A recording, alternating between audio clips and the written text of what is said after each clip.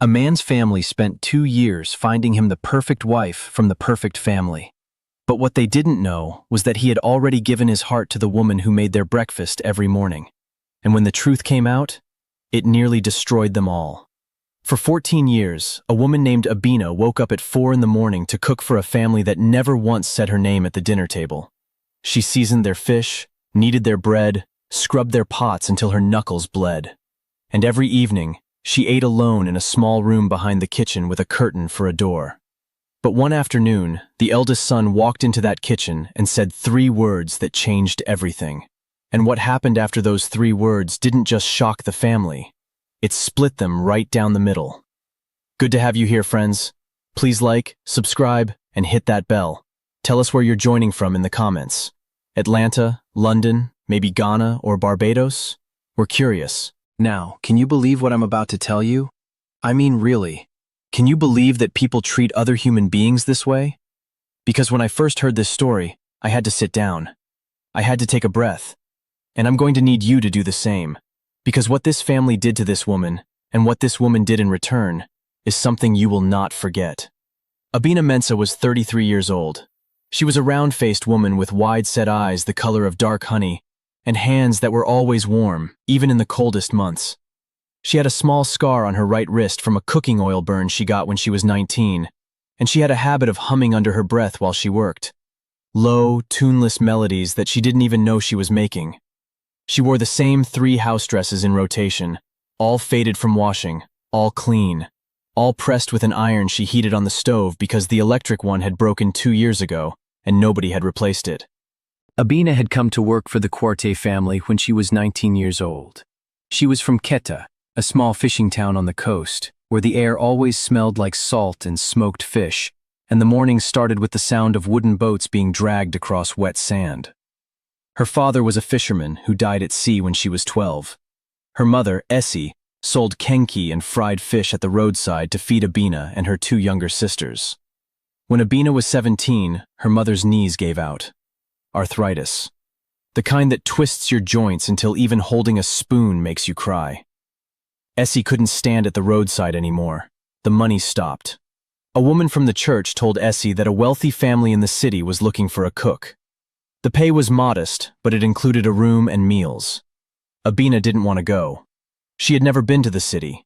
She had never slept in a house she didn't know. But she looked at her mother's swollen hands and her 2 younger sisters sitting on the floor sharing 1 plate of rice, and she packed a bag with 2 dresses and a photograph of her father and took the bus. The Quartet family lived in a large compound house in the Cantonments neighborhood. The house had white walls, a tiled courtyard with a fountain that hadn't worked in years, and a mango tree in the back garden so tall that its branches scraped the second-floor balcony. There were 7 bedrooms, 4 bathrooms, a dining room with a table that seated 12, and a kitchen that was bigger than the entire house Abina grew up in. The floors were marble. The curtains were heavy and green. The air smelled like furniture polish and stale flowers. The family was led by Chief Emmanuel Quartet.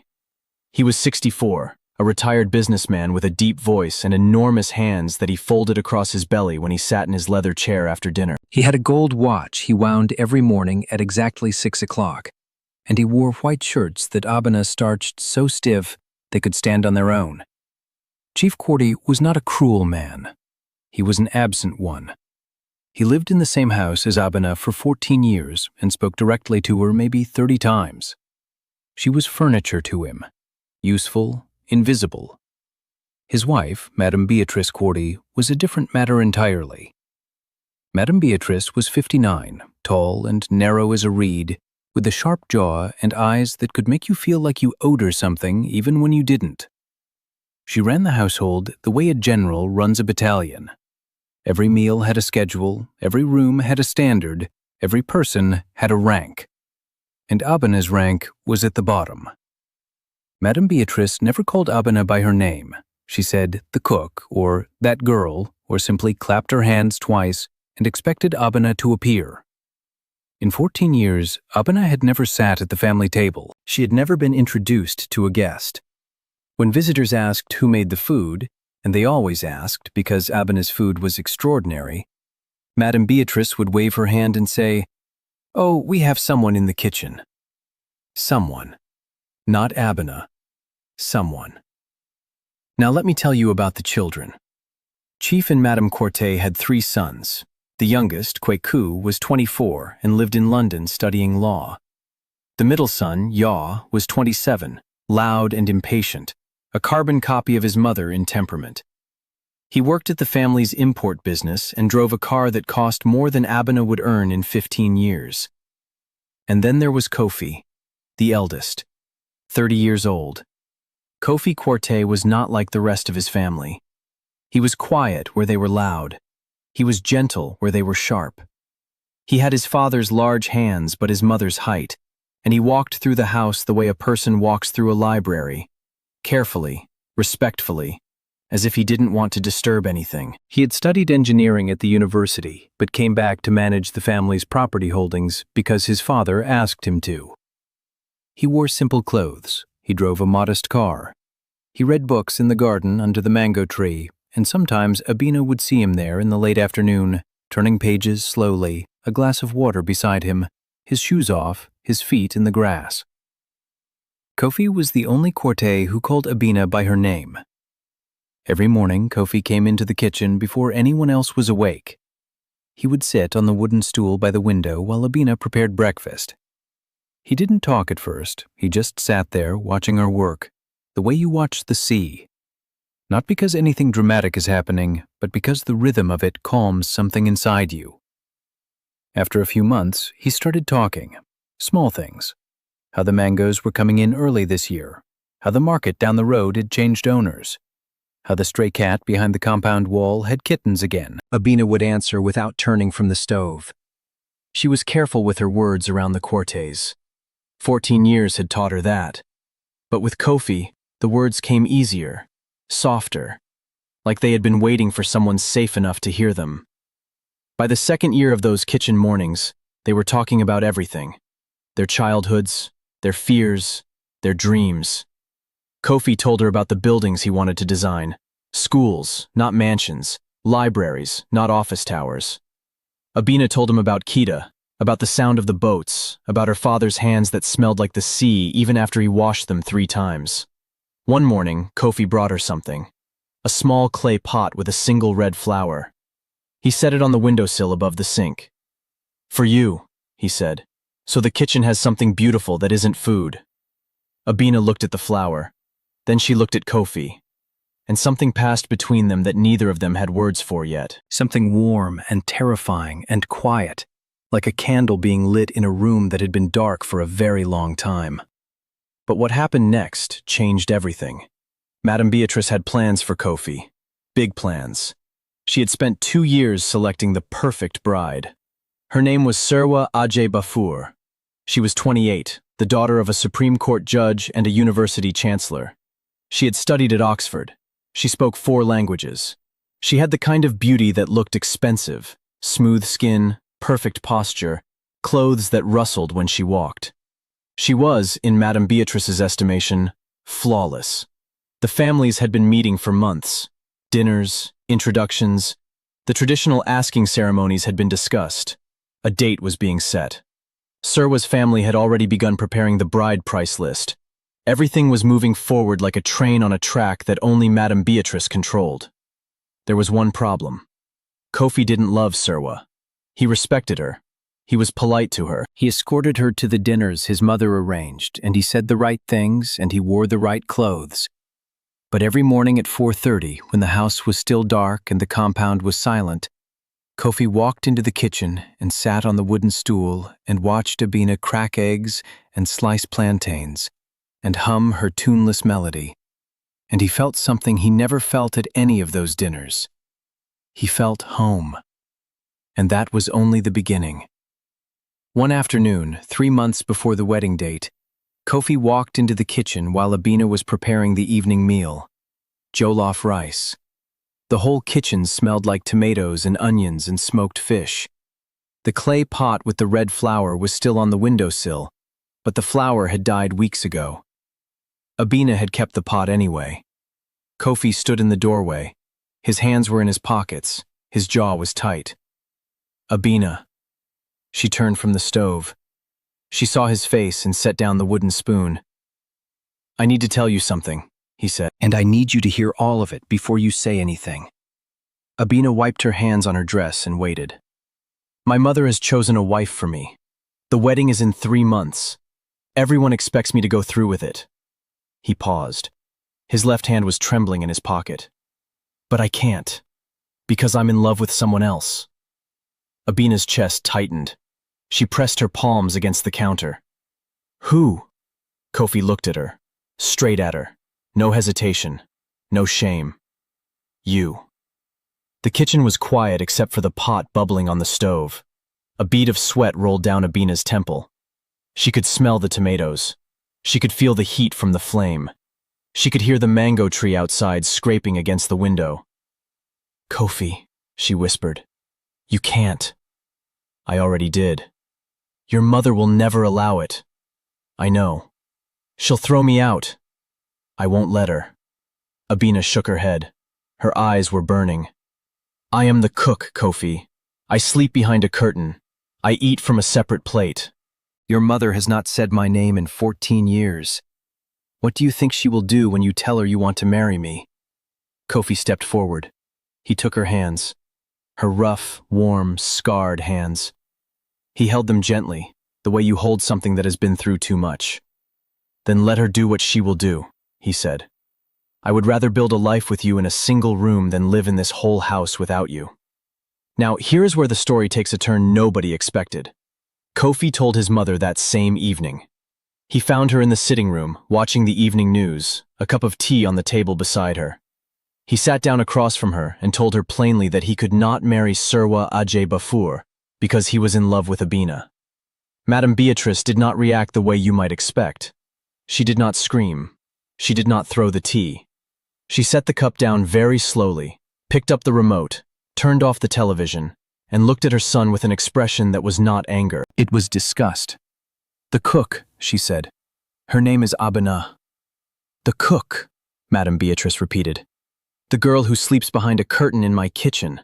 The girl from the fishing village. The girl I hired to make soup. She is not a girl. She is a woman. And I love her. Madame Beatrice folded her hands. Kofi, I am going to say this once. If you pursue this foolishness, you will lose everything. Your position at the company, your inheritance, this house, your family, everything. Kofi looked at his mother. And if I marry Serwa, I lose the only person who has ever made me feel like I belong in my own life. Madame Beatrice stood up. Then you have made your choice. She walked out of the room. But the real shock was still coming. The next morning, Abina woke up at 4, as she always did. She walked into the kitchen and stopped. Everything was gone. Her pots, her spices, her apron, the shelf where she kept her mother's recipe book, empty. The clay pot with the dead flour, gone. Her room behind the kitchen had been cleared out. Her 2 dresses, her father's photograph, her slippers, all of it stuffed into a black garbage bag and set outside the back door. Madame Beatrice was standing in the courtyard in her house robe, arms crossed, face still as stone. You will leave this compound within the hour, she said. You are no longer employed here. Abina stared at the garbage bag. Everything she owned in one bag. 14 years of her life in one bag. Madam, please. There is nothing to discuss. You seduced my son. You manipulated him. And now you will leave before you do any more damage. I did not seduce anyone. Your son... My son is confused. He has been working too hard. You took advantage of his kindness. That is what people like you do. People like you. Abina felt those words enter her body like broken glass. Kofi appeared at the back door. He had heard everything. He was still in his sleeping clothes, barefoot, his face tight with fury. She is not leaving, Kofi said. She is leaving right now. Then I'm leaving with her. The courtyard went silent. The mango tree swayed overhead. A bird was singing somewhere in the branches, completely unaware of what was happening below. Chief Corte appeared on the balcony above. He had been listening. He looked down at his wife, his son, and the cook standing over a garbage bag, and for the first time in years, he spoke. What is happening in my house? Madame Beatrice looked up. Your son has lost his mind. He wants to marry the cook. Chief Corte stared at Kofi. Is this true? Yes, Papa. The old man was quiet for a long time. He wound his gold watch slowly. Click, click, click. Then he said, Bring the girl inside. Nobody is leaving this house in a garbage bag, not while I am alive. Madame Beatrice opened her mouth to protest. Chief Corte raised his hand. One hand. And she stopped. If you think that settled things, it did not. Not even close. Madame Beatrice called Yaw. Yaw drove over within the hour, storming through the front door like a man who owned the world and was furious someone had rearranged his furniture. Are you insane? Yaw shouted at Kofi. The Ajay Bafour family has already started preparations. Judge Ajay Bafour plays golf with the president. Do you understand what you're doing to this family? I understand exactly what I'm doing, Kofi said. You're throwing away everything for a house girl, a nobody. Kofi stepped toward his brother. His voice dropped. Call her that again. Yaw smirked. What? House girl? Cook? Servant? That is what she is, Kofi. She has fed you every day for 14 years. She has ironed your shirts and packed your lunch and cleaned your messes, and you have never once thanked her. So before you call her a nobody, ask yourself, what would you eat tomorrow if she disappeared? Yaw had no answer for that. He turned to his mother. Talk to him. Madame Beatrice tried. She tried guilt. She tried money. She tried tears, real ones, sitting on her bed, dabbing her eyes with a handkerchief. She told Kofi he was killing her. She told him the family would be humiliated. She told him Serwa's family would never forgive the insult. Kofi listened. He held his mother's hand. He was not cruel about it, but he did not bend. Mama, I love you, but I will not marry someone to make you comfortable. I will marry someone who makes me whole. Madame Beatrice pulled her hand away. 3 days later, Kofi moved out of the compound. He rented a 2-bedroom flat in Osu, a busy neighborhood with music spilling from every other window and the smell of kelewele and grilled tilapia drifting through the evening air. The flat was small. The kitchen was tiny. The walls needed painting.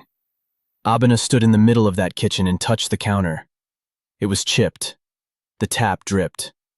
The window didn't close all the way. It's perfect, she said. But what Kofi didn't know yet was that his mother had one more move to make. Madame Beatrice called Serwa's family. She told them that Kofi was experiencing a breakdown, that he had been manipulated by a member of the household staff, and that the family was handling the situation. She begged them not to cancel the engagement.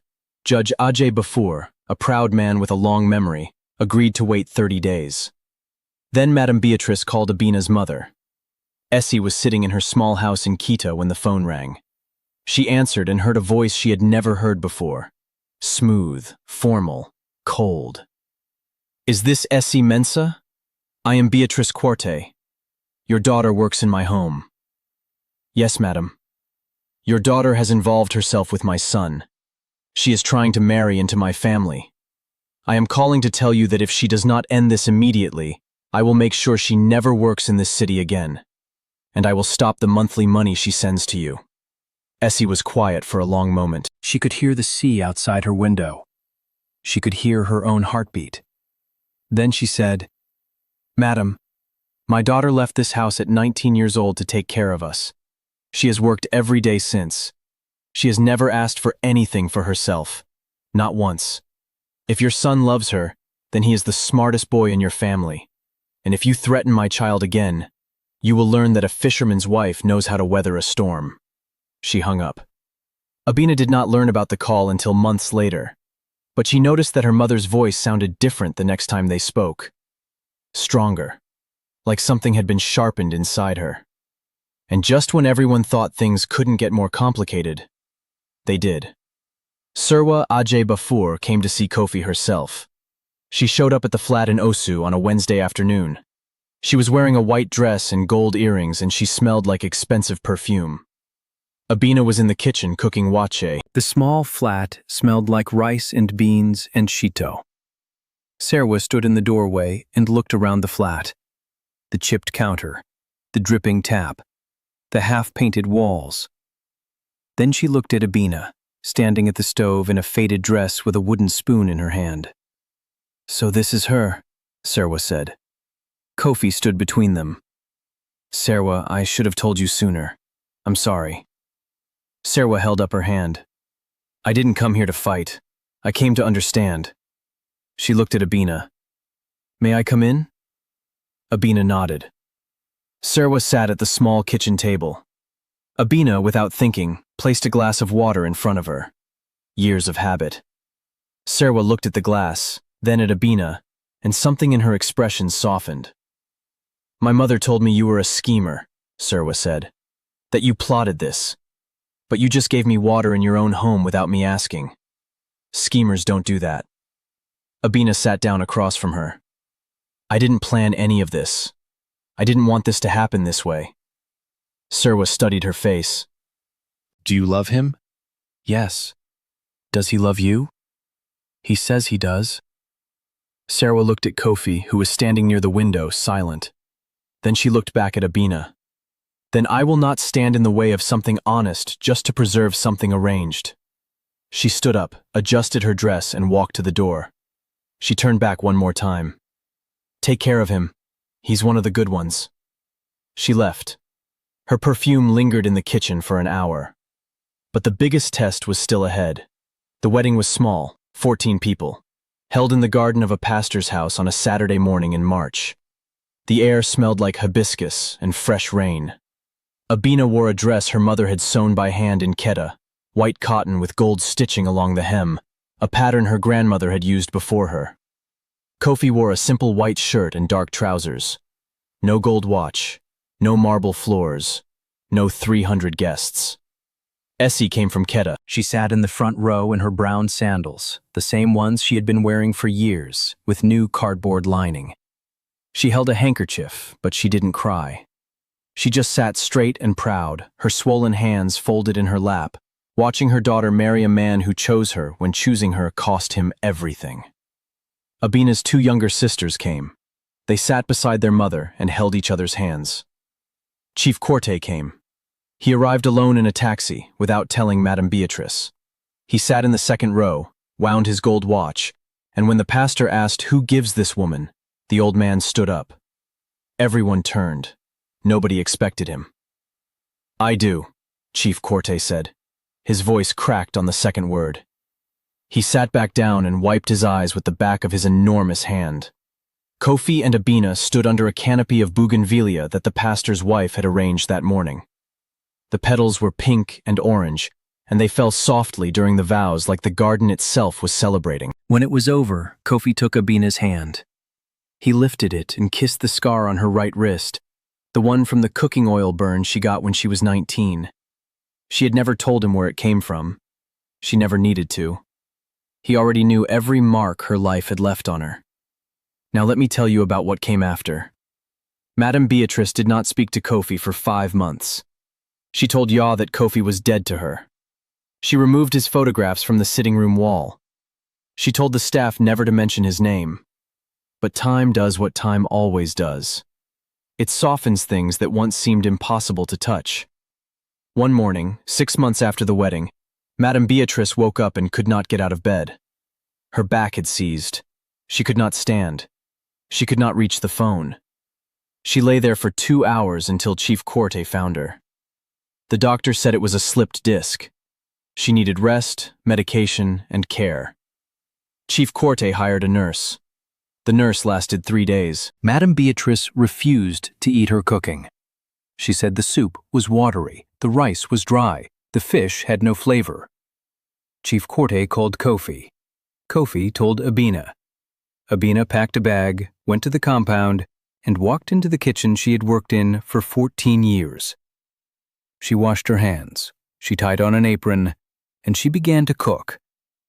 She made ground nut soup, the kind she used to make every Thursday, with the goat meat cut small and the tomatoes roasted first, and the peanuts ground by hand, because that's how Essie taught her. The smell filled the house the way it always had, thick and warm, curling through the hallways and up the stairs and under the door to Madame Beatrice's bedroom. Madame Beatrice lay in bed and smelled that soup. She knew exactly who was in her kitchen. She stared at the ceiling. She didn't say a word. Abina brought the tray upstairs herself. She set it on the bedside table. The soup was in the same blue bowl Madame Beatrice had always preferred. The spoon was on the right side, the way she liked it. There was a small napkin folded into a triangle. Madame Beatrice looked at the tray. Then she looked at Abina. "Why are you here?" she whispered. Abina sat in the chair beside the bed. "Because you are in pain, madam, and because I spent 14 years learning exactly how you like your food. Nobody else knows to put the napkin on the left of the bowl when you eat in bed, and the right when you eat at the table." Madame Beatrice looked at the napkin. It was on the left side. She had not told Abina that preference in 14 years. She didn't know Abina had noticed. Her chin trembled. She picked up the spoon with a shaking hand and tasted the soup. She closed her eyes. "It tastes the same," she said. "After all this time, it tastes exactly the same." Abina nodded. "Some things don't change, madam." Madame Beatrice ate the entire bowl. When she finished, she set the spoon down and looked at Abina. "My son," she said quietly. "Is he happy?" "He is. And you? Are you happy?" "Very much." Madame Beatrice nodded slowly. She looked at the ceiling again. A tear rolled from the corner of her eye and disappeared into her pillow. "I don't know how to say the words," she said. Abina reached over and adjusted the blanket around the old woman's shoulders. "You don't have to say them today." Madame Beatrice came to the flat in Osu for the first time on a Sunday afternoon 2 months later. She brought a pot of stew she had attempted to cook herself. It was burnt on the bottom and undersalted. Abina tasted it, smiled, and said, "This is very good, madam." "Don't lie to me, girl." "I'm not lying. The flavor is there. You just need a lower flame." Madame Beatrice huffed. But she sat at the small kitchen table, and she ate the wache Abina had prepared, and she drank the water Abina poured, and she watched her son sitting across from her, relaxed, smiling, barefoot in his own kitchen, more at peace than she had ever seen him in that big compound house. A year after the wedding, Abina gave birth to a baby girl. They named her Essie, after Abina's mother. The baby had her father's large hands and her mother's wide-set eyes, and when she cried, she sounded like a small bird calling for the sea. Old Essie came from Quetta to hold her granddaughter. She sat in the small living room in her brown sandals, the baby asleep on her chest, and she sang a fisherman's song, low and sweet, the same one she used to sing to Abina when the boats came in. Madame Beatrice came the following week.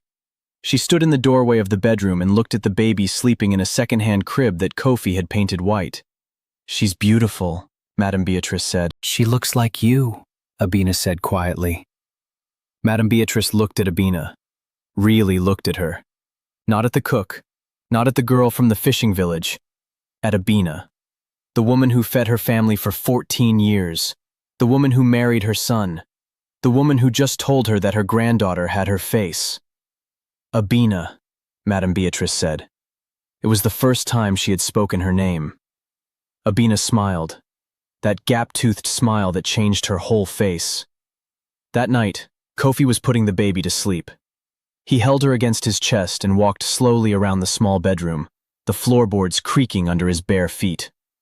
The window was open.